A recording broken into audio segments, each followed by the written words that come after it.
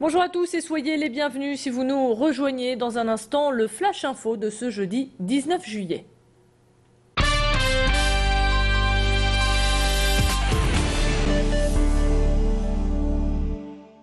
La commune de Bolzal sous le choc. Le curé de la paroisse a été mis en détention provisoire. Il est soupçonné de viol sur mineur. Des faits commis il y a plusieurs années, de 1976 à 2007, dans la métropole illoise et dans le Dunkerquois. Au total, 13 victimes âgées de 10 à 17 ans.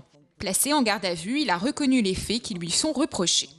Au cours de son placement en garde à vue, il a expressément reconnu des faits de viol et des faits d'agression sexuelle. Ces faits concernent des enfants dont il avait la charge, enfants qu'il emmenait parfois chez lui ou qu'il emmenait en vacances, sur lesquels il y aurait eu des faits de viol et d'agression sexuelle. Il s'agit uniquement de jeunes garçons d'une dizaine d'années jusqu'à 17 ans. En mars 2011, Monseigneur Ulrich, archevêque de Lille, a remis une lettre anonyme au procureur de la République évoquant ces faits. L'enquête a alors commencé. Dans un communiqué, la première pensée de Monseigneur Ulrich se porte vers les victimes. Ce prêtre de 68 ans encourt jusque 20 ans de réclusion criminelle. Un mois de juillet gâché par la pluie et ça ne s'arrange pas. Le début du week-end s'annonce morose. Cette année, les baskets ont remplacé les tongs et les pulls les t-shirts, ce qui n'a pas fait l'affaire des terrasses et encore moins des glaciers. Mathilde Espinasse et Hélène Sis sont allées à leur rencontre. On est obligé d'en faire moins. Bon, certes, ça conserve dans les machines parce que c'est quand même à une température moins, je ne saurais pas vous dire là. Mais sinon, on en fait moins. Hein. Étant donné le temps, on est obligé de fabriquer moins, surtout quand il fabriquer maison. À cette époque-là, normalement, on vendrait plutôt de la glace. Hein. Les gaufres crêpes croustillants, c'est plutôt au marché de Noël, l'hiver, le printemps.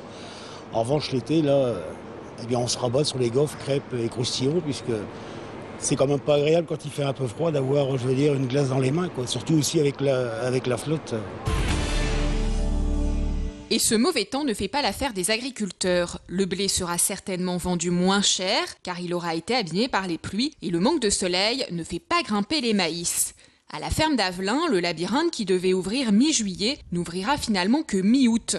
Les maïs ne sont pas assez grands, à peine 1,30 m. Impossible donc de se perdre. Cet agriculteur propose aussi des cueillettes et certains fruits sont en retard.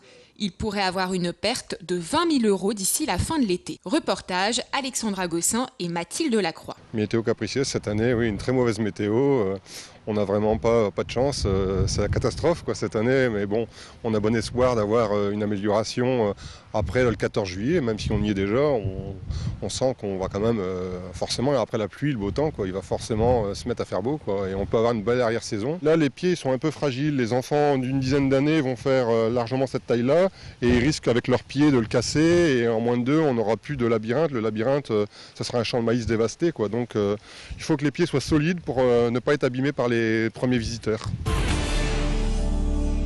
Le boulevard de la Liberté en travaux. Au programme, restructuration du réseau d'assainissement. Les eaux pompées du Palais des Beaux-Arts seront réintroduites via un nouveau conduit dans le milieu naturel, à savoir la Deule, le quai du Vau ou dans les fossés de la Citadelle. Il s'agit de détourner, d'emmener dans les égouts lillois dans une canalisation spécifique, ce qu'on appelle les eaux claires parasites, issues donc de l'eau de nappe, pour l'emmener au niveau de la Deule et du quai du Vau. Et donc à l'intérieur de l'égout de grande taille, nous glissons une canalisation de 31 cm de diamètre sur pratiquement 1 km de long, de manière à ce que les eaux puissent emporter par là. Des travaux en 3 phases pour une durée de 3 mois. La voie de gauche du boulevard sera donc ponctuellement fermée à la circulation. Des déviations seront mises en place. Les bus et les pistes cyclables seront maintenus. Les JO se rapprochent à grands pas et plusieurs délégations ont été accueillies par Lille Métropole Communauté Urbaine, comme l'équipe féminine de judo cubaine. Celle-ci s'entraîne au dojo de Huascal. Ce mercredi, 300 enfants ont pu participer à un entraînement et s'initier au sport. J'ai joué contre elle, je suis contente et par contre je me suis un peu fait KO. Moi j'aime beaucoup travailler avec les enfants. Parce que quand nous, on était petits, des personnalités venaient nous aider et travailler avec nous. Graffeurs cherchent mur d'expression. Restart regroupe 27 membres. Leur but, lutter contre le graphe sauvage. Mercredi après-midi, ils ont investi Tourcoing-Plage. Des graphes réalisés sur cellophane pour ne pas enfreindre la loi. Tous passionnés, ils cherchent à promouvoir leur art. En effet, le graphe, ce n'est pas un tag, associé souvent au vandalisme. L'association cherche maintenant un mur à Tourcoing afin d'assouvir leur passion. Tourcoing, c'est une ville très salie par le graffiti, mais vandale. Et un mur libre, ça pourrait apporter une autre image du graffiti.